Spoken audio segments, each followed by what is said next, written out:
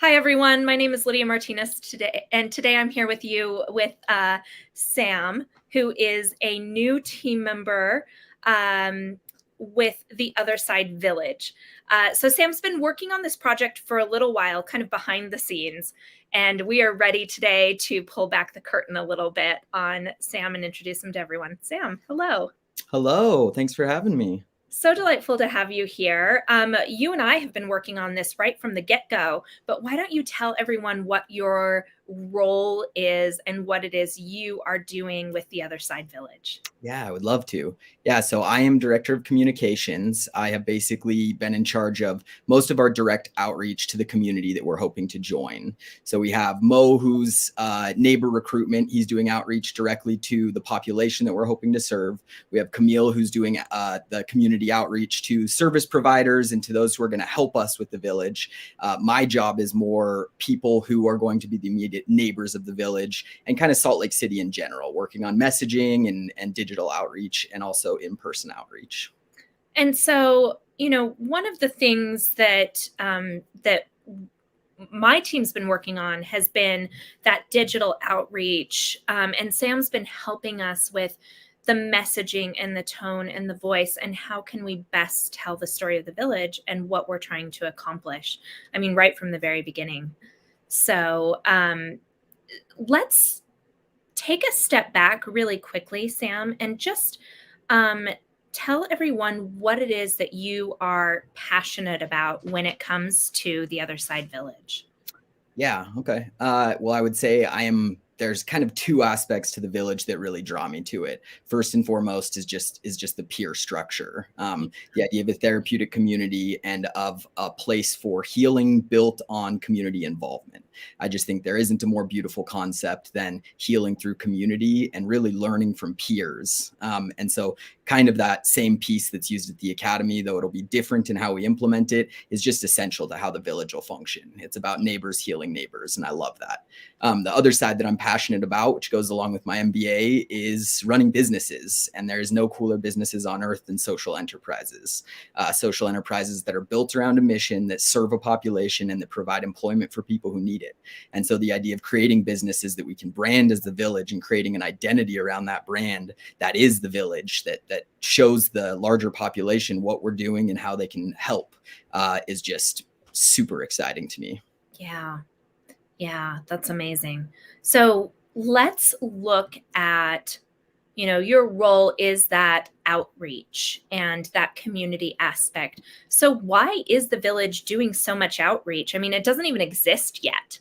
Why Yeah. are you starting outreach now? And why is that so important to us? Yes, I love this question. So I think the reason for outreach really gets at the heart of what makes our model successful or what will make our model successful. So obviously, first and foremost, we're doing outreach because we want the village to exist. We understand that the chances of us being able to get a site and convince people to trust us and believe in us are increased greatly if we're genuine partners and if we're out there both providing information, answering questions, and also getting input from the surrounding community. But kind of beyond that, gets at the heart of what makes the village is that we want to be able to leverage our current profile, kind of our public profile, the economic and political profile that we're bringing to bring amenities to the community that they're in need of. We realize we're in a unique position right now to be able to leverage the importance of this project to the city to really address some of the concerns of the West Side and some of the things that have gone unaddressed. And we also understand that we would be doing a disservice to everyone if we pretended to know what those are. What we need to do is genuinely listen and provide opportunity for those needs to be expressed to us so we can figure out the right avenues to go about providing those additional amenities. Yeah. And then I think at its core, the only way the village will be successful long term is if we have a mutually supportive relationship with the surrounding community. At its very root, just the businesses we're trying to put in, grocery store, nail salon, coffee shop, our residents will not be enough to make those businesses thrive. And those businesses are essential to us becoming self-reliant. And so we need to be providing the kind of businesses and services that the surrounding community will patronize and appreciate. Yeah. And so really integrating people that have been homeless into a community, but we're also talking about integrating the village into the community as well. Yep. Beyond just, oh, hey, we're here, we happen to be in the vicinity of one another. It's what's good for the village can also be good for the community, and it can be mutually beneficial for everyone. Precisely. Yeah. Great example is there's no sidewalks on Indiana Avenue. That's something that we can do that'll help the surrounding community, but that's something that'll benefit our residents as well. Our residents will be residents who utilize bus routes and walk places, and they will need walkable space as well. So what we're learning is that most of the needs of the community are going to become the needs of our village as well. And learning those now gives us the opportunity to address them early on.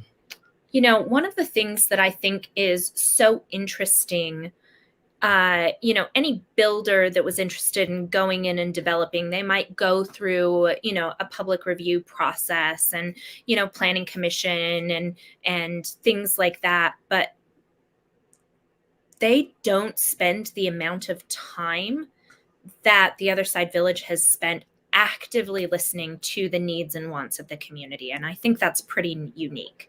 Yeah. Yeah. I think one of the essential differences is that for many of those projects, the goal is to get to the finish line, which is breaking ground. Our finish line is 440 residents properly situated in high quality homes, living their best lives. And so our finish line doesn't end with public approval. That's the beginning. We need a community that believes in us and has felt that we are genuine partners, that we actually communicated well, that we listened and responded to needs, and that are then willing to support us for the long term. Because if they don't support us, we will not succeed. Yeah. So let's talk about specifics. What type of outreach has happened to date? What have you been working on? What have other people been working on? Yeah, totally. So obviously we've had digital outreach going for months now. L Marketing and Events has just been phenomenal at handling that aspect and creating as many touch points online as possible for people to learn about the village.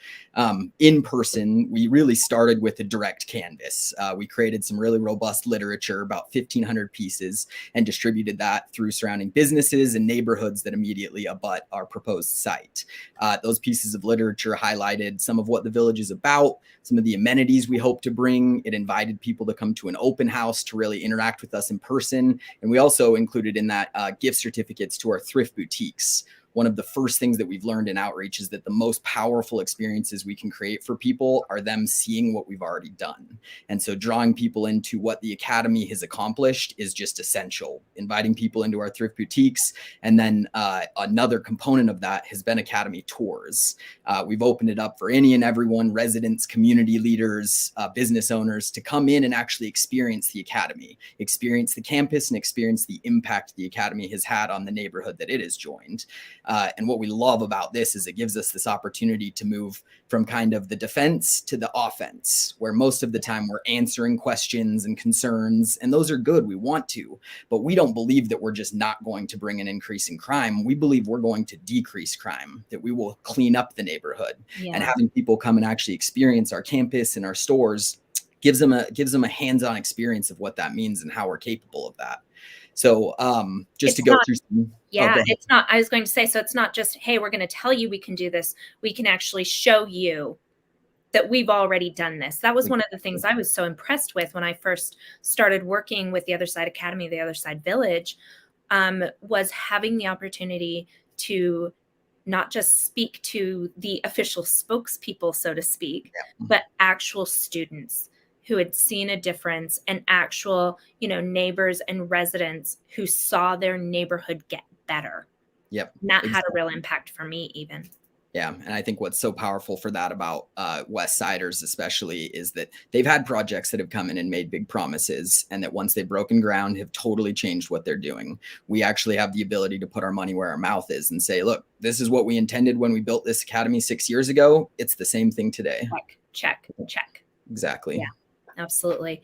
So, some of the other things that I know that have happened as far as some of the specifics, we've been working with, we've gone to city council meetings, planning commission. There's a bunch of different things kind of politically, in addition to the canvassing and the outreach and the academy tours. What else as far as outreach Yeah. has We happened? had that open house that we invited all neighbors to come and join. We had well over 100 come and participate with us, ask questions, give us some really valuable input. We've made adjustments up and down our plan based on the input we've gotten from neighbors. We joined community council meetings, Poplar Grove, Glendale, and Fair Park. Each of those, we also actually paid a company after a bunch of our outreach. We wanted to measure how well it was going. So we paid a company to go and canvass around 3,500 doors in the surrounding area and ask them, do you support the village? And what kind of questions and concerns do you have? And what we actually found was at a 6-to-1 ratio, 60% of respondents said they're supportive of the village. They want us there. Only 11% said they oppose the project. And the other 30% were ambivalent, either didn't know what it was or didn't really care. But that 6-to-1 ratio, we really think speaks to the amount of outreach we've done. Since kind of that initial outreach period, we've moved into some more sincere input gathering. We did our first design charrette a couple of weeks ago, where we actually had a small group of community members come in and interact with our chief architect and give input on very specific aspects of design. And we invited both neighbors who are supportive and neighbors who are opposing the project, because we understand we're going to need both to be successful. Yeah. Yeah. And the thing that I appreciated, because I got to sit in on that design charrette, is we had people from, nonprofits, stakeholders within the homeless outreach community. We had other architects there. Yeah. We had a variety of people that have a variety of perspectives for how this can be done, how it can be done to be amazing for the residents, but also the nitty gritty practical things that maybe haven't been completely thought through yet. And it was really interesting to hear the comments, hear the questions, listen in on that discussion. Yeah, I think the first thing Dave Dixon, our chief architect, said to me was, okay, we need a lot more of these. We just got invaluable input on things that we wouldn't have even considered if it weren't for having thoughtful heads around the table that cared. Yeah, exactly. Well, and again, I think one of the keys that you said is having some people that maybe aren't on board with the village also give us that hard constructive feedback about what their genuine and heartfelt concerns are. Yep. Yeah, and if we're going to seriously show that we are concerned with things like safety and cleanliness and sprawl, we need the voices at the table who are skeptical too. We need them there to give us input on what is going to create feelings of safety for them and their families. Exactly. So we touched on some of the results, but what are some of the things that we seem to be hearing from the community that is kind of excited about this? Yeah.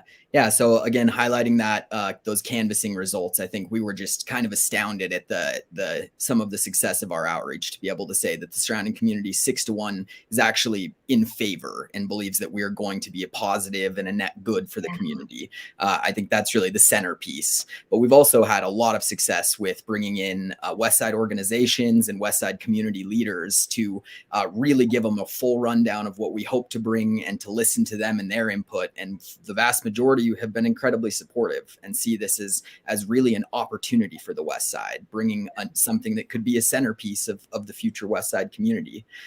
That said, we have also still continued to have principled opposition, and there is a group of West Siders who are really concerned about safety and about cleanliness, about maybe an increase in the presence of drugs in their neighborhood. And I just want to give props to that group of people. Many of them have very sincerely engaged with us, have asked really genuine questions, and many have been honest and said, we think this is a lovely idea. We support the other side, and we just are nervous about this being in our neighborhood. And so those are people that we will continue to do outreach with and make sure that they're involved in a way that we capture their input. Yeah, absolutely.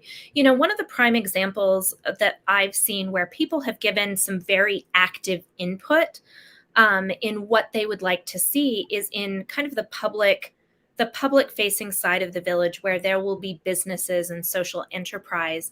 We did a poll early on that talked about what are the businesses that you'd like to see, what are the services that you'd like to see that would be available for the public at large. And one of the things we learned is this area is a food desert. Mm-hmm. There's not a lot in the way of grocery stores. There's not a lot of in the way of restaurants or places to grab a bite to eat. And that seemed to be an overwhelming theme. We'd like to see a farmer's market or a community garden or a grocery store or some sort of coffee shop or a food truck park, something where people can gather over food. And that was the community at large giving us that feedback, which I thought was fascinating.